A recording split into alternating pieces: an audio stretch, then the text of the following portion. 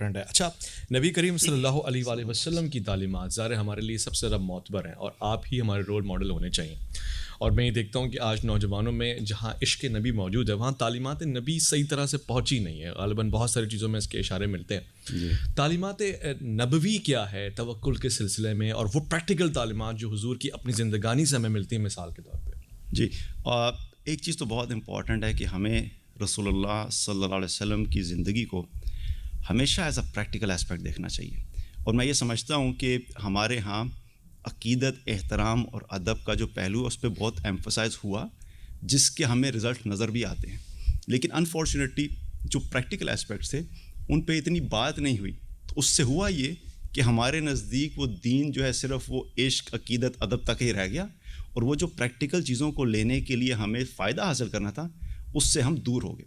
اس میں کوئی شک کی بات نہیں کہ یہ والا اسپیکٹ امپورٹنٹ ہے, عقیدت, احترام, عشق, محبت, اس کے بغیر تو ہمارا ایمان ہی مکمل نہیں ہے. لیکن صرف اس کو لے لینا اور ایک بہت بڑا حصہ جو ہمارے نبی صلی اللہ علیہ وسلم کی زندگی اس کو چھوڑ دینا, یہ بھی میں سمجھتا ہوں کہ بحیثیت امت ہمارا رویہ درست نہیں ہے.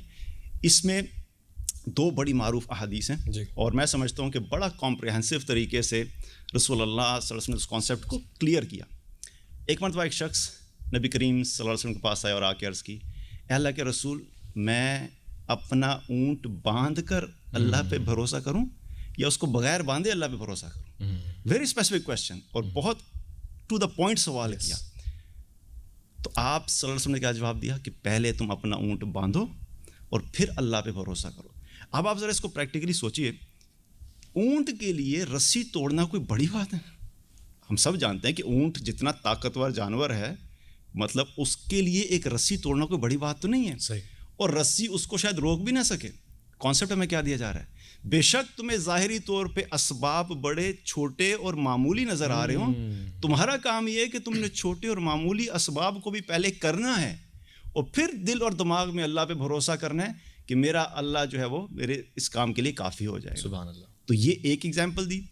اور پھر دوسری حدیث, وہ بھی بڑی معروف حدیث ہے کہ جس میں نبی کریم صلی اللہ علیہ وسلم نے فرمایا کہ اگر تم لوگ اللہ پہ ویسا توکل کرو جیسا اللہ پہ توکل کرنے کا حق ہے, تو اللہ تمہیں رزق ویسے پہنچائے گا جیسے وہ پرندوں کو پہنچاتا ہے.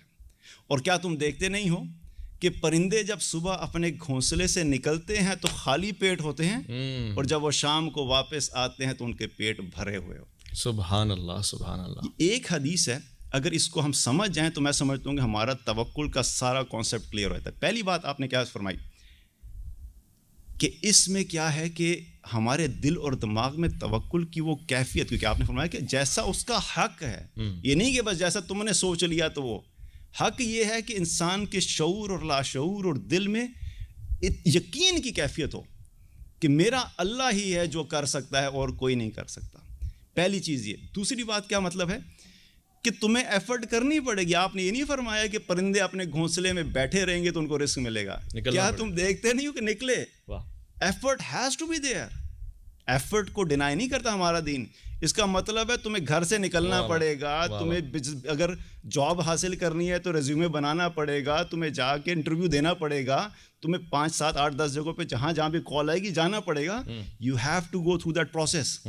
بزنس میں سکسیس چاہتے ہو, اللہ پہ بھروسہ کرو گے, لیکن پہلے تم اپنی سیلز پلاننگ بھی کرو گے, مارکیٹنگ پلاننگ بھی کرو گے, فائنینشیل پلاننگ بھی کرو گے, انویسٹمنٹ پلاننگ بھی کرو گے, اس کے بعد اللہ پہ بھروسہ کرو گے.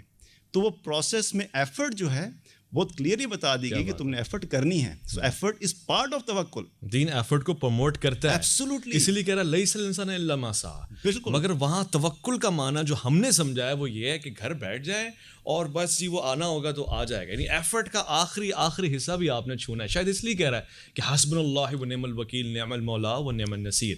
تو میرے خیال یہ آپ نے بڑا خوبصورت ہے. جی بالکل, کیونکہ ایفرٹ میں بھی دیکھیں ہمیں ہمارا دین ایفرٹ بھی ٹوٹی پھوٹی نہیں. ہم مسلمان ہیں, ہم باوقار لوگ ہیں, ہمیں ہمارا دین ایک باوقار زندگی گزارنے کا طریقہ بتاتا ہے, اور ہمیں انٹرنیشنلی بھی جب کمپیٹ کرنا ہے تو we have to push our self to the best level. Compromising effort نہیں چاہیے.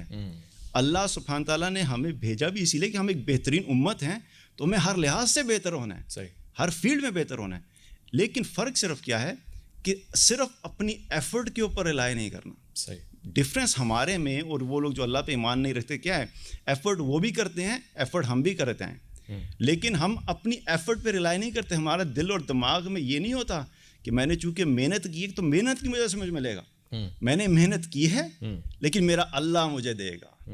یہ کلیئرٹی ہونی چاہیے. اور ایمان والا بار بار جو ہے اس چیز کو جو ہے وہ اپنے آپ کو ریمائنڈ کراتا ہے تاکہ اپنے اندر تکبر نہ آئے, تاکہ اپنی اسکل کا تکبر نہ آئے, تاکہ اپنے مال کا تکبر نہ آئے, تاکہ اپنی پوزیشن کا تکبر نہ آئے. ہر چیز میں انسان اپنے اندر عاجزی اور انکساری کی وجہ سے بھی اپنے آپ کو ریمائنڈ کراتا رہتا ہے کہ میں چاہے بلینئر بن گیا ہوں, میری ایفرٹ تھی لیکن میرے اللہ نے مجھے بنا.